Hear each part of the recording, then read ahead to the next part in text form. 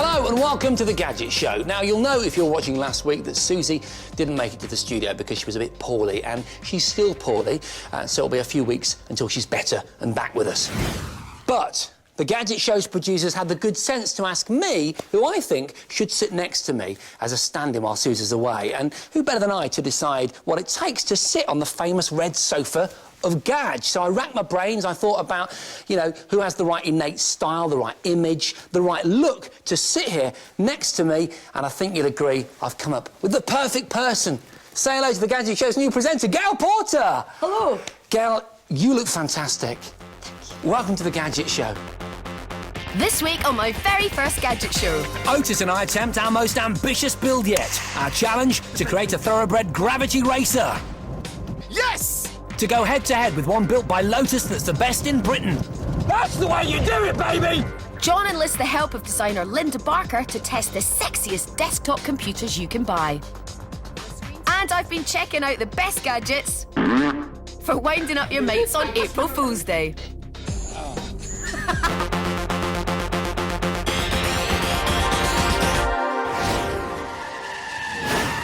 Hello and welcome to the Gadget Show. So let's get straight down to business, the serious business of gadgets. And in fact, you'll know, as a regular viewer of the show, that we have a proud history here of building our own gadgets. Oh, you don't have to tell me about it, because I've been watching you practically since this show began. Yeah? I remember that head-up display you did in your car. Yes. The lie detector. Oh! The mind writer. Brilliant. That water-powered dragster. That was one of my favourites. Yeah. And last week, you built this trolley here for Vic Reeves. Yeah. Loved that. You're That was forgetting fantastic. the hoverboard.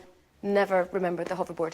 Anyway, this week sees Jason and Otis possibly trying to build the most ambitious gadget this show has ever seen. Yeah, Susie would remember the hoverboard. I'm just saying. We're here at Darlington Park Racetrack, the future home of the British Grand Prix. But why are we here? Maybe this guy can... Thank you very much. Maybe this man with ill-fitting trousers. I know when you bought them, your mum said they had plenty of room, but you now need to upgrade. Yeah. All right? Anyway, look, we've got a challenge in here. OK. Your challenge is to design and build a soapbox racer. Yes! Excellent. OK, you have been entered into a special event at Cadwell Park in 2 weeks' time, where you'll be taking part in a head-to-head race. That's brilliant. That is awesome. Your opponent will be here shortly. A soapbox is an engineless cart which uses just one thing to generate speed: gravity. Hence their proper name, gravity racers. And this is the one we have to beat. The most successful gravity racer in the UK. Built by none other than sports car manufacturer Lotus. Developed over 4 years, it's the ultimate in a sport which relies on aerodynamic efficiency and pure engineering know-how. Yes! That was incredible. It's all a long way from the origins of gravity racing on the streets of suburban America in the 1930s, with kids building go-karts out of soapboxes, basically old crates, and bombing down hills. By the 40s, hurling yourself downhill in a wheeled crate had become a national phenomenon in the States. Up your own gravity racer, there are events all across the country that you can enter, even if you're driving a dog.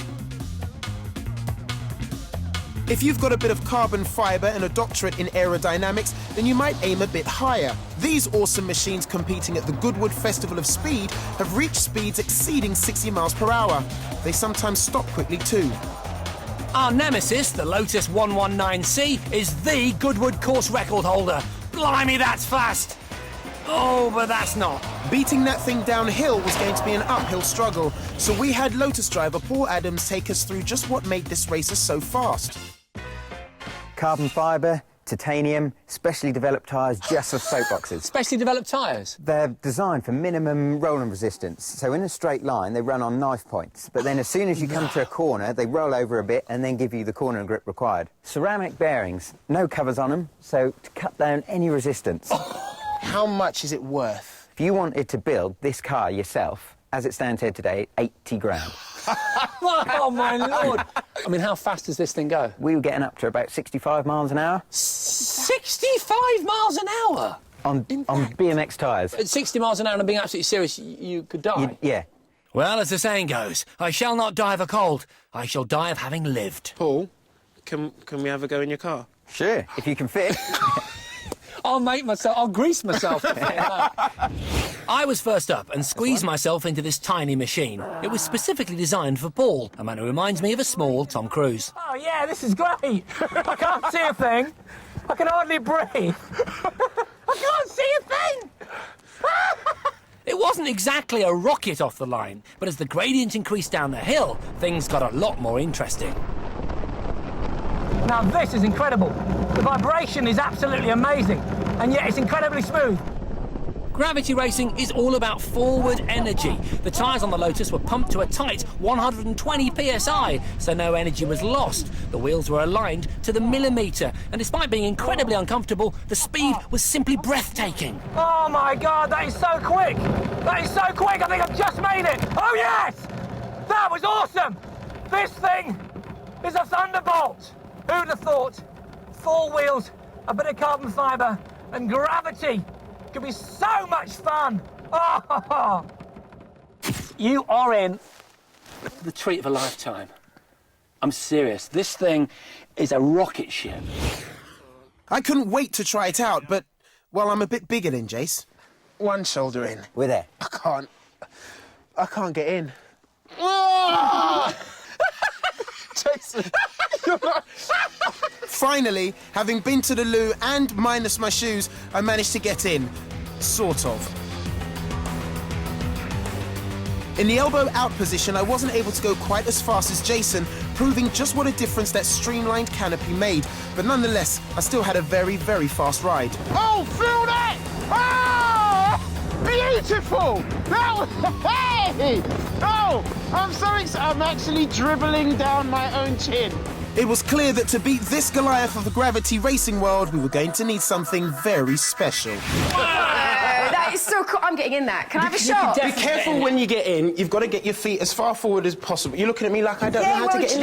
You've never been in it. Your bum's been in it.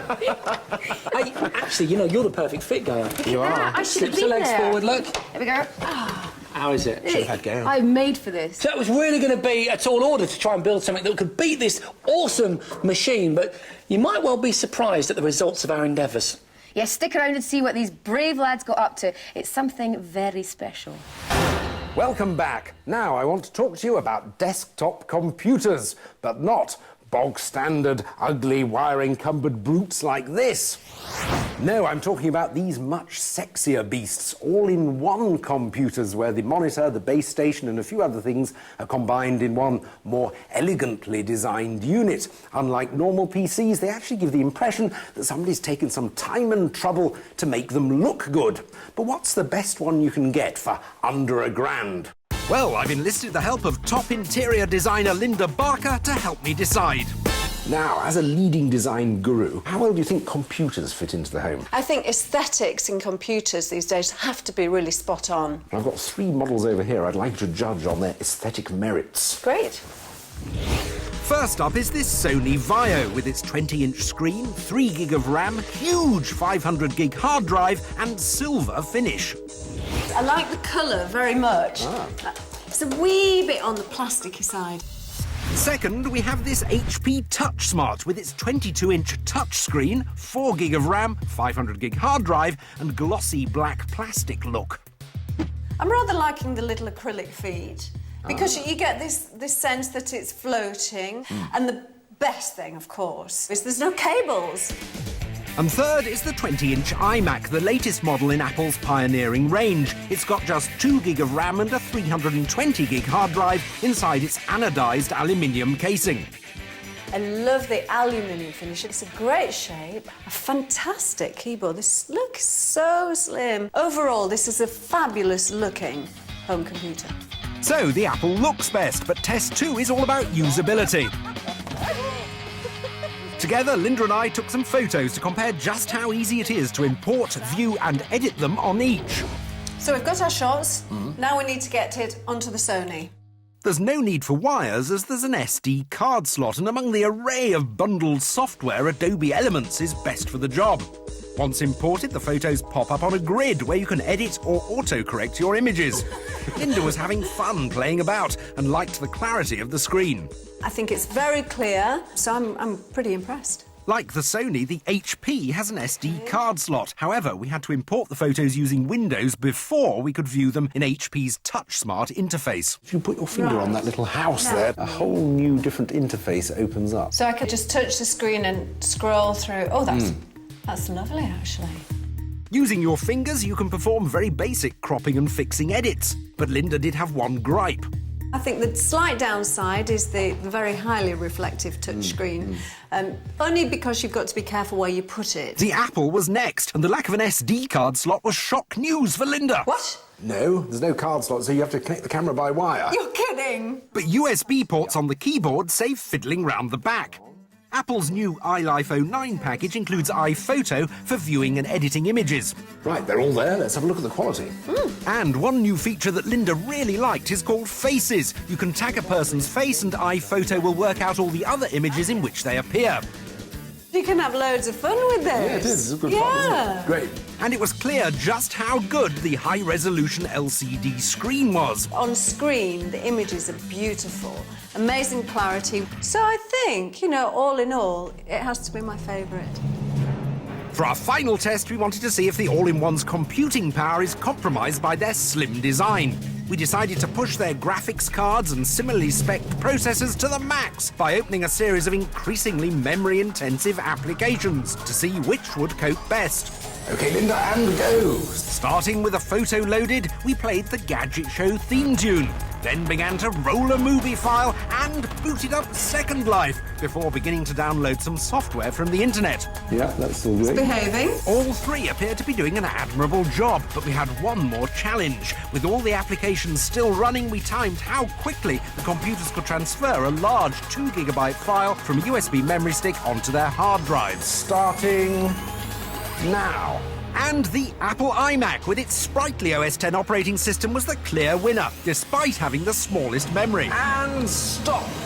It completed the task in just 1 minute 3 seconds, beating the HP and Sony by 15 and 55 seconds, respectively.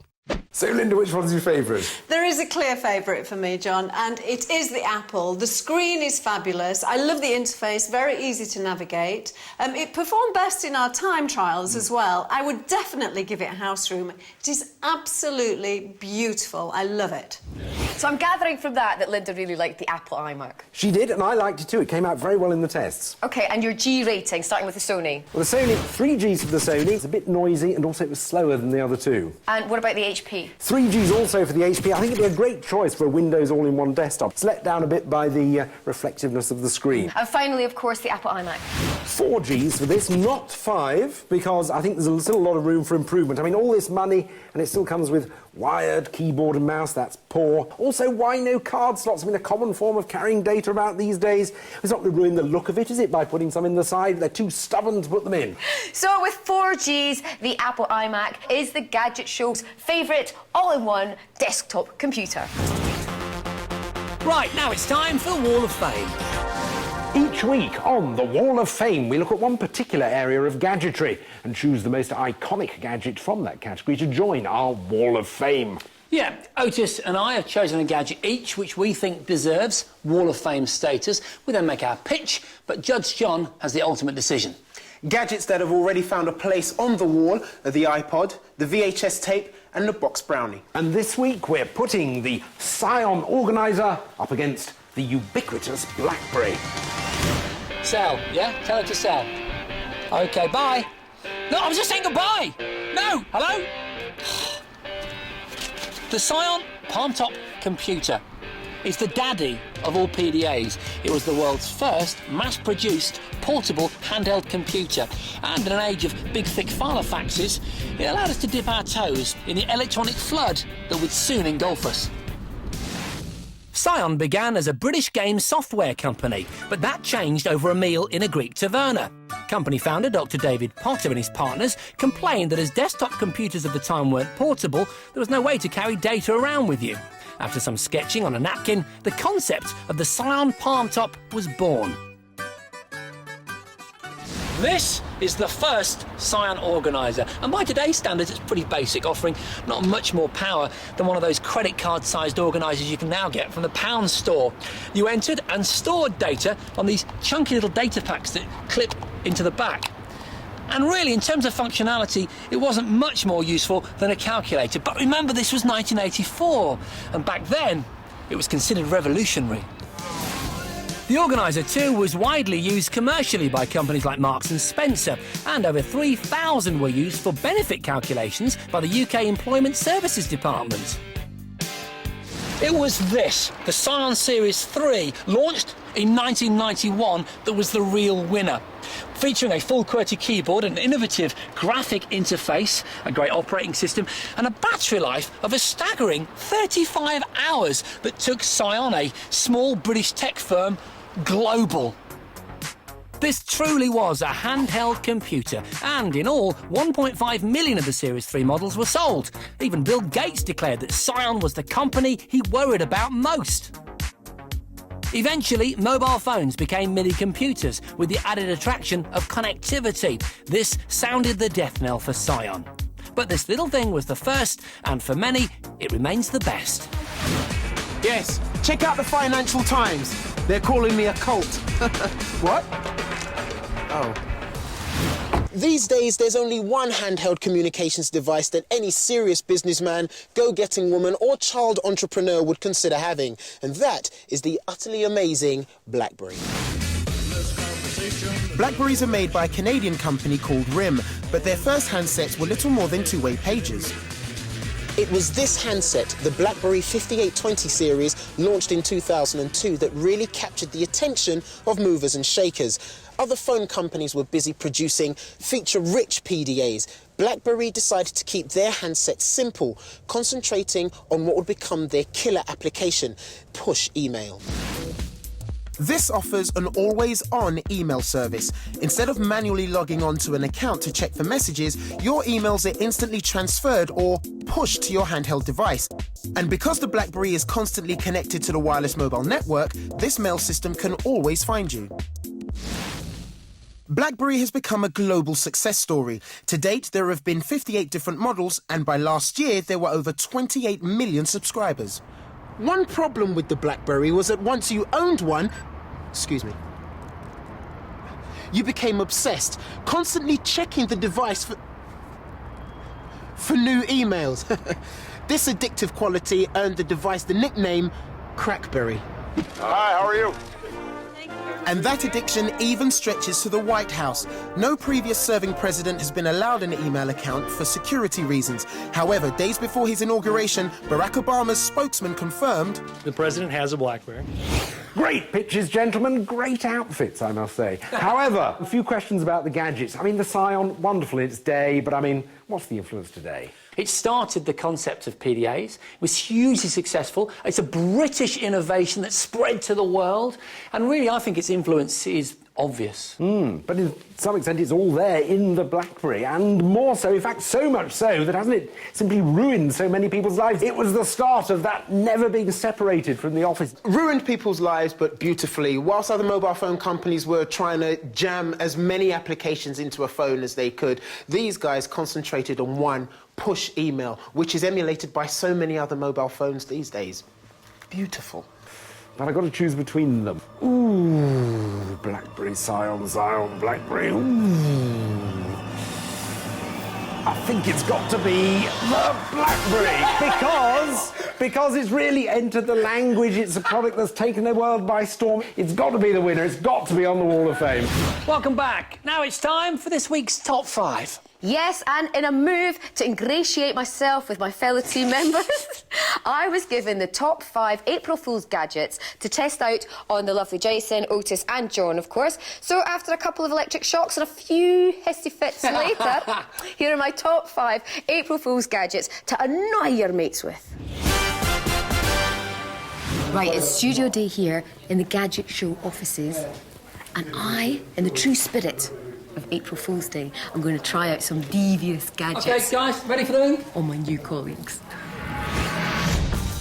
At number 5, it's the Gotcha Box, a range of spoof gift boxes promising outlandish and hilarious gadget presents that tragically don't exist. My personal favourite, USB toaster. Now, who could I possibly try this one out on? No, it's a USB toaster. No way. Yeah, way. No. No. How is a toaster going to work on... Yeah, exactly. Coming in at number 4, it's the remote-controlled fart machine, bringing the timeless joy of the whoopee cushion into the 21st century with a bang. Or more like a soft trumpeting, really. Using my best stealth moves, I put the fart speaker in place, then took the remote control and waited until John and Otis were just about to record a link. Otis? Dude, that was not me. Mine rumbled, they're a bit deeper. Yeah, no, that ain't me. I think that's the... Such kids, such children. Huh? Get out! Ooh. At number 3 is the Phantom Keystroker, guaranteed to cause confusion and bewilderment amongst its victims. Now, this may look like a fairly ordinary memory stick, but it is, in fact, an instrument of office-based torture, as I shall now demonstrate.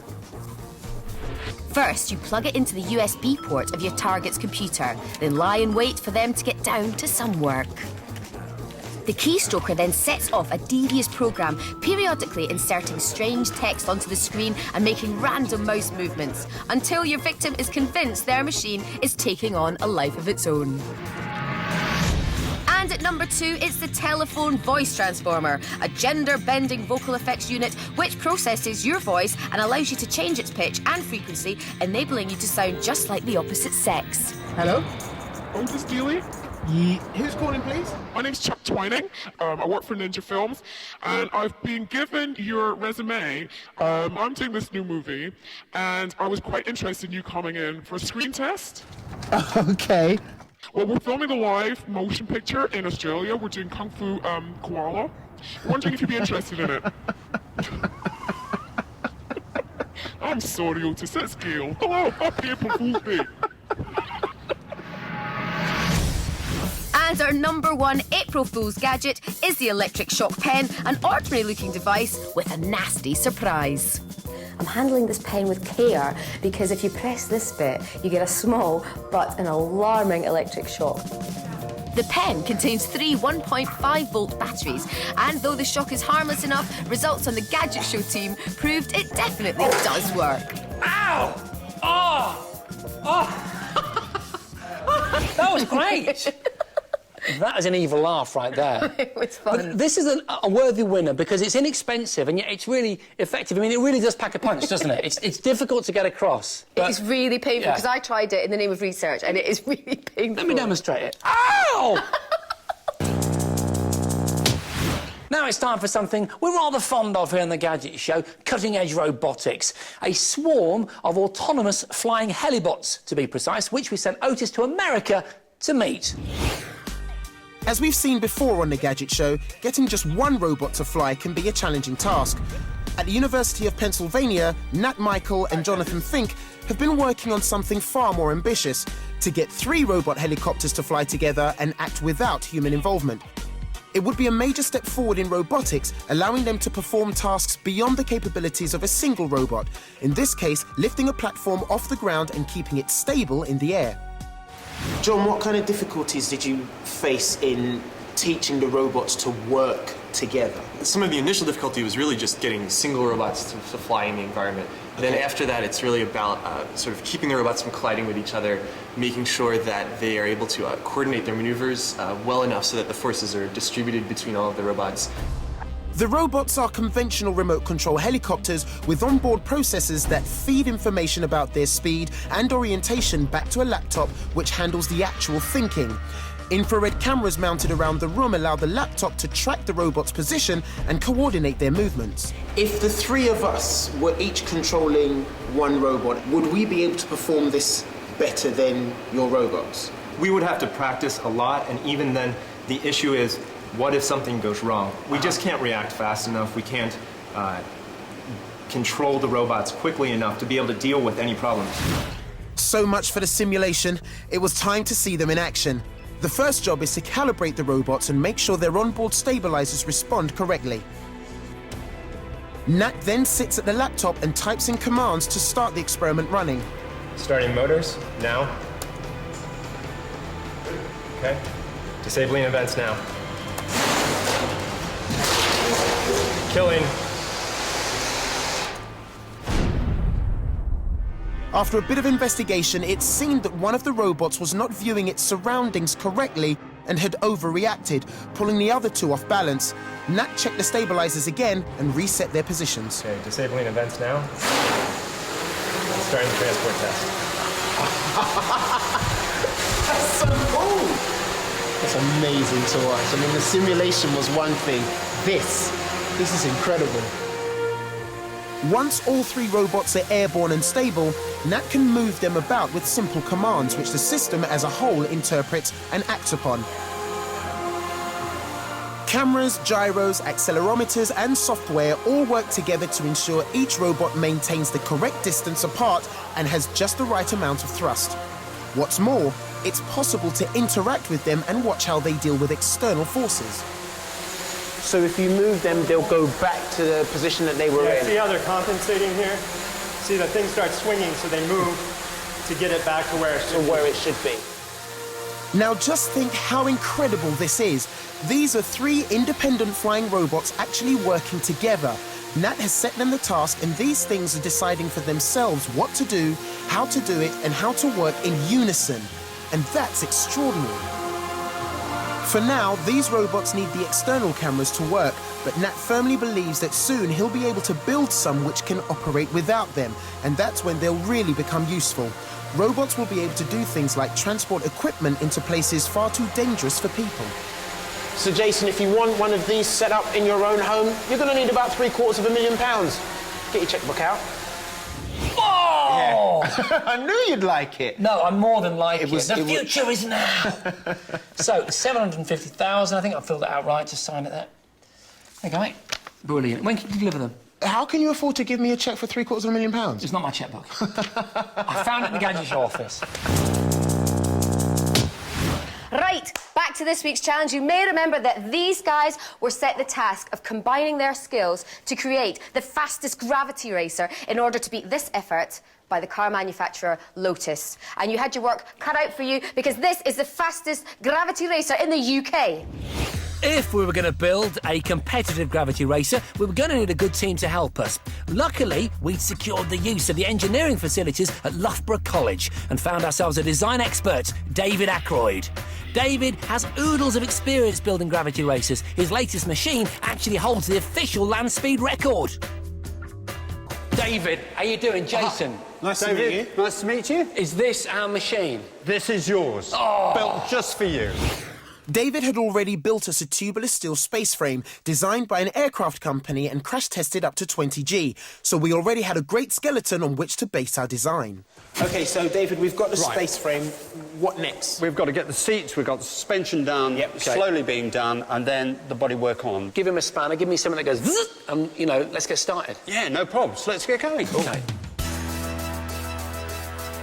Our match-up against Lotus would be governed by strict rules, limiting both size and weight. For instance, the position of the driver. So victory was going to come down to minute details.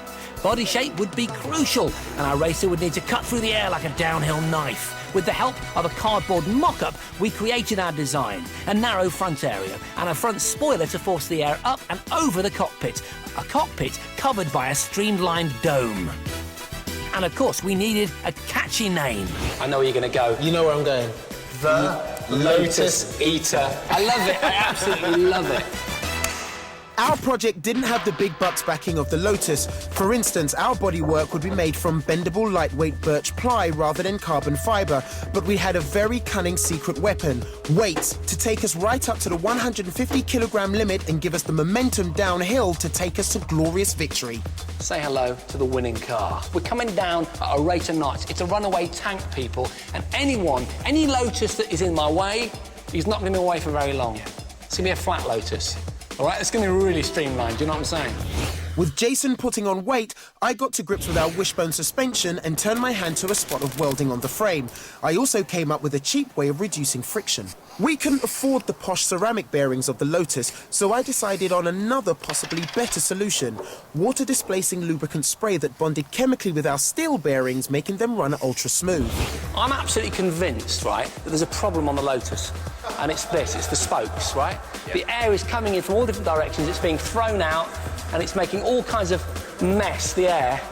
around the bodywork, on the side of the car. It's throwing air everywhere willy-nilly, and it's a problem. With a felt tip, a sheet of perspex, and the focus of a master hole driller, I knocked up a decent set of wheel covers.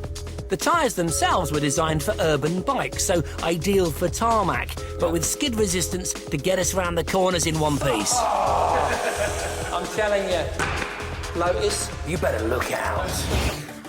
And over the course of the next few days, our blueprint for racing glory slowly became a glorious reality. Our mouldable birch ply was sanded and smoothed to within an inch of its life to form a lightweight and dynamic body shape. The final touch was giving our racer the Gadget Show livery. Finally, it was finished, and we couldn't wait to check out the results. Whoa! Ladies and gentlemen, the Lotus Eater. After 2 weeks of hard graft, we'd created a thing of streamlined gravitational beauty. Lovely paint job, Jason. Isn't it amazing, Otis? It's a lot smoother, the finish, than I thought it would be. It looks very much like your drawing. It does, doesn't it? It's really similar. OK, so we've got the spoke covers all sorted. Yep, my bearings. Man, that lube, I think, could give us the winning edge. I certainly hope so. So, a few refining touches, I feel. We've got to check the pressure on the tyres, OK. Make sure the bearings are up to scratch. Awesome. Let's do it. It looked gorgeous, but looks count for nothing in the world of gravity races if you don't roll very, very smoothly. It was time for the very first test drive. Here we go. Right. You all right? Yes, I am, mate. High five. Ready? Yep. Go. OK, this feels really good, feels lovely and smooth. How's the steering, Otis? The steering's very good. Yeah? Just give it a little test there, yep. Ah. That feels good. Oh, feel that back end drifting out there, very nice. OK, brake. Feels really smooth. Brake. OK, gonna test With the the brakes. brakes on. The brakes. Brakes. Wait a minute. Jason, you're gonna get to test it for yourself, but I think we've definitely got ourselves a bona fide Lotus Eater here. Yes, and here it is, Gail, the Lotus Eater. It is amazing. I'm very proud of you both. Thank you. We are proud of us both. I mean, we put in a lot of hours into this, didn't we? Look at it. It's a thing of beauty. Dedication. It is gorgeous, but can this gorgeous thing beat this gorgeous thing? That's the Did question. it? Can it? Is it? Will it? Has it? I don't know. Is this carpet going to be wet from champagne, or is it going to be slightly damp, a little bit moist from the tears of despair? Stay tuned, and you may be witnessing a very special victory. I've got a tissue. I've just got something in my eye. Race day had finally arrived. We'd come to Cadwell Park, one of the steepest racetracks in the country, and it was time to see if our little racer had what it took to take on and beat our awesome nemesis, the Lotus 119C. We were nervous, we were tense, and we were clad in very tight leather. Yep, and to add to our anxieties, the Gadget Show had invited along some other gravity racers from across the UK to test our metal. Well, actually, our birch plywood. Well, this is it. All the work we've done boils down to this moment. We're at the top of a very steep hill. I'm feeling race ready, Otis. How about you? I'm feeling race ready and I'm feeling confident. I've got a ninja-like focus, almost tunnel vision. Really, with some adrenaline. The whole cocktail of race worthiness. And it tastes good. Before taking on the Lotus, we wanted to feel the heat of real competition and decide who would drive against the Lotus. We would have one race each to prove ourselves. Ready? You're all right with the steering column. First up, I was to take on the current Gravity Racer Ladies Champ, Caroline Hewson, and her MG team. So incredibly exciting. If we were to have a real chance of beating the Lotus, we needed a result here. But I had no idea how our racer would hold up at speeds of up to 40 miles an hour. Let's go. I'm off. It was neck and neck as I tried to jiggle the machine away from the line. OK. Let's get this right, Jace. It felt smooth, it felt stable. But would our aerodynamic shape work? Would those bearings make a difference? Oh my God, this is so quick. Oh my God, this is quick. Yes, they would. As I sped through the corner, the wheels took the strain of that massive sideways force. Man, that is so quick. I love this machine. It is so incredibly quick. I must be going at least 40 miles an hour now. Absolutely beautiful. Textbook. Textbook. And my time of 45.9 wasn't a bad marker to put down either. Yes! Good stuff! Yeah! Ah, bring on the next course, please. So now it was my turn in the hot seat, and we were stepping things up.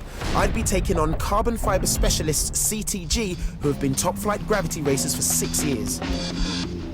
This was the best test we could get before taking on Lotus, and a chance for me to prove my driving credentials. Okay, I've got to confess to being a little nervous in here. It's very tight. 3, 2, 1. Trying to jig a little bit. This guy's very close. That's quite unnerving. Our racer was rolling nicely, but the CTG had that crucial outside line. Okay, now this is the problem. See, I want to be out wide. He's got it. He's got it. There was nothing I could do but tuck in behind and hope for the best. But try as I might, I just couldn't match his speed. Oh no, he's behind! No, he's behind, that's bad news! The Lotus Eater was quick and the ride felt really smooth, but the lightweight carbon fibre body of the CTG was an impressive performer on the track. Inside, man! Quick, look at that guy. He was quick. He clocked 45.3 as I followed behind with 48.8, which meant Jason would be taking on the Lotus. He's going to be gutted. I know he's going to be gutted. Really disappointed. So finally it was time to face our nemesis and the ultimate gravity racer, the Lotus. We knew this would be tough, and getting the right line on the hill was going to be crucial. So I got as close as I could to the Lotus in the hope I'd get to that first corner in front. I've gone for a very tactical move here. I've rolled the dice. Lotus snuck up on the right. They thought they'd outwit the Bradmeister, yeah? What they're forgetting is I play deathmatch with 13-year-olds every night. I know about tactics. Are you listening to this? The Lotus position. He's so lightweight, he can't even speak. Well, it was time to put my unconventional strategy to the test. It was David versus a streamlined Goliath. All right, Jason, all the best, mate. I'll see you down at the bottom. High five! Could our Lotus Eater This is it. defy the odds and defeat the best? Rolling off the line, my tactics paid off as I just edged into the lead. It's a good start. It's a really good start. Come on, baby! Come on, let's get this race on! I'm not giving in for anybody. He's going to have to smash me off the road to beat me. Our racer was cutting through the air beautifully, and incredibly, I was holding off the Lotus as I took that racing line. Right, I'm coming in tight now. I'm coming in really tight. I made it. It's a nice line. I'm taking that line. Taking it on the outside. I'm doing it. Unless that boy's on the inside, Bill. We've got this. No, he's coming on the inside. No, he's taking me. The Lotus has taken me. Damn him. Damn it. I'm so annoyed. So close! So close! You heard that? I heard that. He's saying he's so annoyed. He came on the inside. How did he do that? I couldn't sleep that night, you know. I kept replaying my racing line through that corner and just thinking I could have done it differently. But look what we were up against. A professional driver and a big budget. Yeah. Very exciting. I think this is probably one of the best builds that you've ever done. I think you're right. I think it was absolutely fantastic. You were so close. Oh. And look at your budget in comparison to that. I'm very proud. I think it was brilliant. Cool. Well done, boys. Thank you. I would agree. And on that note, that's all for this week. We'll see you next time. See you then.